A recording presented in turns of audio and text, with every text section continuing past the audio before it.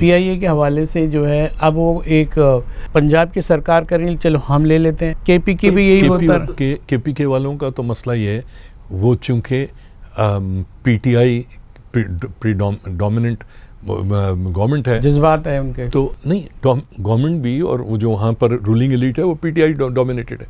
तो उसने कहा कि वो कुव्वत जो दायां दिखा के बायां लगा रही है, हम उसको चैलेंज कर दें। अच्छा, सिर्फ चैलेंज किया है, नहीं काउंटर किया है उसको। नहीं, देखिए पीआईए आज भी ऐसा नहीं है। देखिए सबसे ज़रूरी चीज़ क्या है किसी भी एयरलाइन के लिए, वो है पैसेंजर। पैसेंजर तो आप बता रहे हैं। अब देखिए मैं एक दफ़ा मॉस्को गया, ठीक है, और उस ज़माने में एरोफ्लोट चलती थी कराची से मॉस्को की फ़्लाइट पे। अच्छा, वो मुझे एयरलाइन पसंद नहीं आई। मैंने कहा यार मैं अगली बार स्विस एयर से जाऊँगा। स्विस एयर उस वक्त दुनिया की नंबर 1 एयरलाइन थी। तो उस स्विस एयर के लिए मुझे कराची से दुबई जाना पड़ा, वहाँ से स्विस एयर का जहाज़ मुझे ज्यूरिख ले गया, ज्यूरिख से मुझे मॉस्को लेके गया। तो बजाय मैं एरोफ्लोट से गया था तो 5 घंटे थे, और इधर से गया तो मुझे 13-14 घंटे लगे। मेरे कान पकड़े, मैंने कहा आइंदा भाई मैं एरोफ्लोट से जाऊंगा, अगर मुझे मॉस्को जाना होगा, मैंने दुनिया की नंबर 1 एयरलाइन से नहीं जाना। ठीक है, पीआईए का सबसे, अगर आप कराची से लंदन फ्लाई करते हैं तो कराची में से आप बैठे 7 घंटे में आप लंदन में होंगे। सही। अब अगर आप एमिरेट्स से जाते हैं तो आपको पहले 2 घंटे दुबई जाना है, फिर कम से कम 2 घंटे का लेओवर है, और फिर 7.5 से 8 घंटे की फ़्लाइट है उससे, तो 4 और 8 12 घंटे। अगर 12 घंटे की जगह मुझे एक शरीफाना फ़्लाइट मिल जाए कि जो इस बात का यकीन हो कि यार वक्त पे जाएगी, वक्त पे आएगी, मैं क्यों नहीं उड़ूंगा। अगर पीआईए के जहाज़, पीआईए की टाइमिंग्स, पीआईए के अगर कोई इसके लिए इन्वेस्टमेंट रिक्वायर्ड है कि कोई पैसा पंप करे, तो हमारे पास कराची से, क्योंकि जितने मेजर दुबई में तो कोई भी लोकल वो नहीं है ना, या तो वो मुंबई से आया है, या वो कराची से आया है, या तेहरान से आया है, फिर वो कहीं जा रहा है। अगर हम उसके मुकाबले की, या इवन 19 नंबर की भी अगर हम सर्विस कर लें, अगर हमारे जहाज़ हमारे वो हों, और ये सिर्फ इन्वेस्टमेंट से हो सकता है। पीआईए की जो लॉस्ट ग्लोरी है वो दोबारा आ सकती है। एक और एस्पेक्ट से मैं बात कर सकूँगा, ये देखिए, ये तो सब आपने बताया कि अगर ऐसा करेंगे तो ऐसा होगा, ठीक है, लेकिन एक और पहलू है कि इस पे इतना लोडेड लोन है, कर्जा है, इदारों का कर्जा है, आलमी इदारे तक है, दुनिया भर से कर्जे लिए, और लीज पर ये उठा के ले आते हैं यहाँ, और जब उतना हेवी वेट है वो, नहीं देखिए उसका लोन और उसका, नहीं, ये तो देखिए, ये जो लोन और डेट की आप बात कर रहे हैं जी, ये हमारे माजी के गुनाह हैं, ठीक है, पीआईए के साथ, लेकिन वो तो साथ चल रहे हैं ना हमारे साथ। नहीं, अगर आपने अभी भी, इन्होंने प्राइवेटाइजेशन के लिए क्या किया, अपना पीआईए का जितना बेड डेट था, जितना होता, वो इन्होंने एक अलग कंपनी बनाई और उसमें पार्क कर दिया। और वो कैसे पार कर दिया? डेट तो डेट है। नहीं, वो डेट है, मगर उसको अब इन्होंने कहा ये है पीआईए, इसको हम प्राइवेटाइज कर रहे हैं। अच्छा, तो डंप करने से क्या होगा? कैसे डंप हो? हम सॉरी, मगर अगर आपने 800 अरब में से 600-700 अरब, देखिए उसको हुकूमत अदा करेगी। हुकूमत, देखिए वो बड़ा डेट है किस चीज़ का? वो डेट है सिविल एविएशन की के चार्जेस हैं, ठीक है, वो सिविल एविएशन तो खुद बहुत बोझ बनी हुई है। सर मैं वही कर रहा हूँ, इसमें बड़ा हिस्सा सिविल एविएशन के चार्जेस हैं, इसमें पीएसओ का वो है, इस तरह के बहुत सारी चीज़ें जो कि खुद गवर्नमेंट के अपने इदारों के हैं, ठीक है। सो अच्छा, एक तरफ पीआईए की ये डेट्स हैं, देखिए, या तो आप पीआईए को बंद कर दीजिए, ठीक है, और अगर आपने पीआईए को चलाना है तो आपको नए सिरे से उसको जिंदा करना पड़ेगा। अच्छा, उन्होंने जो है उसका सारा लोड खत्म कर दिया, उसका साइड में पार कर दिया, और प्राइवेटाइजेशन वालों को कहा ये ले लिया, और उसको समझ लो साइड कर दें, जो चाहें कर दें।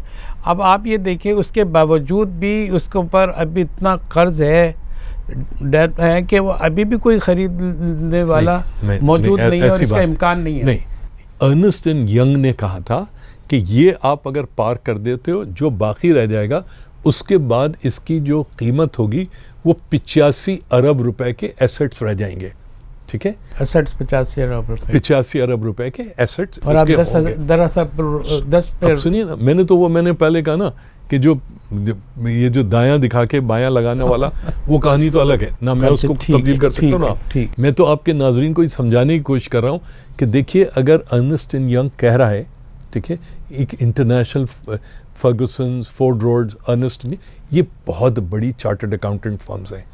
उन्होंने इसको सारा को सारा एनालाइज करके उन्होंने कहा 85 अरब रुपए के। अच्छा, अब इसके ऊपर जो भी है, जो भी इदारा आता है, जो भी कंपनी, खुद पीआईए के एम्प्लॉयज़ अगर इसको लेते हैं तो इसके लिए इन्वेस्टमेंट चाहिए। इन्वेस्टमेंट आती, कोई भी आदमी इन्वेस्टमेंट एज अ डेट आ सकती है बेस्ड ऑन इसके फ्यूचर प्रॉफिटेबिलिटी पे। तो वो नज़र नहीं आ रहे ना, फ्यूचर डार्क। फ्यूचर नहीं, वो तो अगर इस हालत में जैसे चल रही है फ्यूचर डार्क है। देखिए, पीआईए की सबसे बड़ी एसेट क्या है? पीआईए की क्रेडिबिलिटी उसकी कि ठीक साख थी पहले, नहीं, वो तो आपने जीरो कर दी ना। वो तो आपने कह दिया सारे पायलट इंजीनियर्स जो हैं इनके लाइसेंस ही जाली हैं, वो तो आपने जीरो कर दी। पाकिस्तान पीआईए की सबसे बड़ा एसेट है पीआईए के रूट्स, जो कि 1950 1960 में वो रूट्स अब किसी को नहीं मिलते। मुल्क है हमारा। अच्छा, वो रूट्स अब अगर एमिरेट्स लेने जाती है, कतर एयरवेज, वो रूट्स उनको उस हिसाब से नहीं मिलते, बहुत पैसे देने पड़ते हैं, ठीक है। आपके पास वो रूट्स हैं जो दुनिया के बहुत रजिस्टर्ड, आपके पास रूट्स हैं, ठीक है ना, आपने लिए हुए हैं रूट्स, आपको रूट असाइन हुआ है, ठीक है, आपके रूट्स हैं, ठीक है। अच्छा, एक वो चीज़ हो गई। दूसरा है पाकिस्तान में कराची एयरपोर्ट पे अबुल हसन इस्फहानी हैंगर, आपका ट्रेंड स्टाफ, आपके ट्रेंड पायलट्स, ये आपके एसेट्स हैं। तो अगर कोई भी ऑर्गेनाइजेशन लेती है तो वो बड़े आराम से इसको टर्न अराउंड कर सकती है। और आप देखिएगा, अच्छा, पीआईए सिर्फ और सिर्फ आपके लिए पैसा नहीं कमाती। पीआईए कराची से गवादर फ्लाई करती है, इस्लामाबाद से स्कर्दू फ्लाई करती है, गिलगित फ्लाई करती है, लाहौर से मुल्तान। ये वो रूट्स हैं जो कि बहुत ज़्यादा लुक्रेटिव नहीं है, मगर चूंकि स्टेट सेक्टर में है, इसकी वजह से पीआईए सर्विस प्रोवाइड करती है। पीआईए का जो रोजवेल्ट होटल है, ठीक है, अगर आपको वो भी नहीं बिक रहा। आप क्यों नहीं बिक रहा? बिकने वाला मुझे दीजिए, कल मैं बेच देता हूँ। बेचने वाले बने आप, बेचने वाले। अच्छा सुनिए, पीआईए, अगर आपको याद है, जो आप फार्मी मुर्गी कहते हैं, ये पीआईए लेकर आई थी, पीआईए शेवर के नाम पर। आज जो पूरा मुल्क मुर्गी खा रहा है, पहले जो देसी मुर्गी थी वो होती थी इस मुल्क में। तो पीआईए के सारे कंट्रीब्यूशंस हैं, हम ये सारे कंट्रीब्यूशंस भूल जाते हैं और हमसे बुरा भला कहते हैं। नाज़रीन, आज हमारे साथ फ़हीम ज़मान पायलट सर्विस के इंचार्ज, जिन्होंने ये बुनियाद रखी ईदी के लिए, और फ़हीम ज़मान, जितने आपने बात की, और तो उसके आपकी कमाल ये है आपकी गुफ्तगू का कि आप अपने उससे फ्लैंक से, राइट लेफ़्ट से चलते हुए दलाइल के, और आपने एक हल दिया और बताया कि इसकी बुनियादी वजह ख़राबी की क्या है। और एक उम्मीद की किरण भी आपने बता दी कि उस तरफ जो है रोशनी नज़र आ रही है, उसका भी इम्कान है। मैंने कहा रोशनी है, मैंने कहा नज़र आ रही है, नहीं मैंने नहीं कहा रोशनी है ना, है तो नज़र आ रही है, नज़र नहीं। अच्छा, हमें नज़र नहीं आ रही रोशनी है।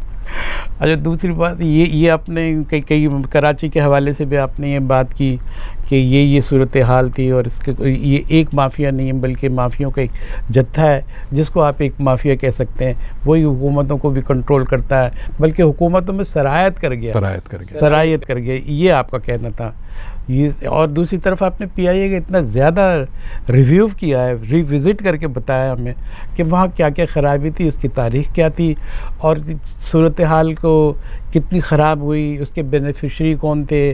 कि आपने ये भी इशारा किया कि ये तो देखो कि सब कुछ खेल, मैं उस तरफ, आपने कहा कि मैं उस तरफ नहीं आ रहा कि उसके पीछे कौन है, लेकिन कोई ना कोई है, और ये जिसकी पर्दादारी है और जिसको हम समझने की कोशिश कर रहे हैं। जब आवाम समझ जाएंगे तो उनमें एक ज़हनी तब्दीली आएगी, और तब्दीली से इनकलाब आता है, और इनकलाब से बेहतरी का सामान लेके आता है। तो ये हमारी गुफ्तगू का नाज़रीन लबोलबाब था अपने जहांगीर सैयद को और हमारे फ़हीम ज़मान साहब के साथ, हमें जो साबिक़ एडमिनिस्ट्रेटर 2 दफ़ा रहे हैं और उन्होंने बड़े काम किए। और वो हम उसके विटनेस भी करते हैं और तारीख़ का हिस्सा भी है। नाज़रीन इजाज़त दीजिए, इंशाल्लाह किसी प्रोग्राम में फिर मदू करेंगे, फिर बात करेंगे, फिर इस्तिफ़ादा करेंगे। तब तक के लिए इजाज़त दीजिए। अल्लाह हाफ़िज़।